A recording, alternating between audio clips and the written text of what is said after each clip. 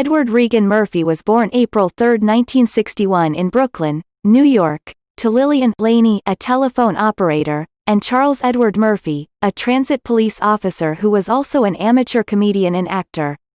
After his father died, his mother married Vernon Lynch, a foreman at a Breyers ice cream plant. His siblings are Charlie Murphy and Vernon Lynch Jr. Eddie had aspirations of being in show business since he was a child. A bright kid growing up in the streets of New York, Murphy spent a great deal of time on impressions and comedy stand-up routines rather than academics. His sense of humor and wit made him a standout amongst his classmates at Roosevelt Junior Senior High School. By the time he was 15, Murphy worked as a stand-up comic on the lower part of New York, wooing audiences with his dead-on impressions of celebrities and outlooks on life. In the early 1980s, at the age of 19, Murphy was offered a contract for the Not Ready for Primetime Players of Saturday Night Live, 1975, where Murphy exercised his comedic abilities in impersonating African American figures and originating some of the show's most memorable characters, Velvet Jones, Mr. Robinson, and a disgruntled and angry Gumby. Murphy made his feature film debut in 48 Hours, 1982, alongside Nick Nolte. The two's comedic and antagonistic chemistry, alongside Murphy's believable performance as a streetwise convict aiding a bitter, aging cop, won over critics and audiences.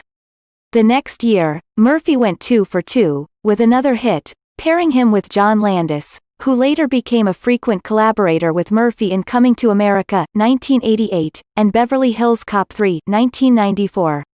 Beverly Hills Cop 1984 was the film that made Murphy a box office superstar and most notably made him a celebrity worldwide, and it remains one of the all-time biggest domestic blockbusters in motion picture history.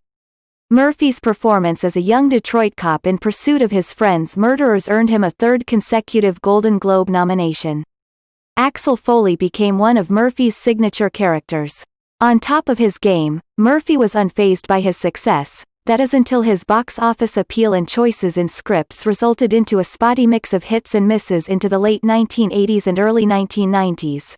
Films like The Golden Child, 1986, and Beverly Hills Cop 2, 1987, were critically panned but were still massive draws at the box office.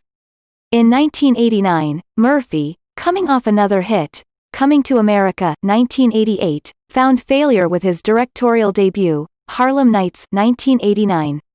Another 48 Hours 1990, and his turn as a hopeless romantic in Boomerang, 1992, did little to resuscitate his career. However, his remake of Jerry Lewis' The Nutty Professor, 1996, brought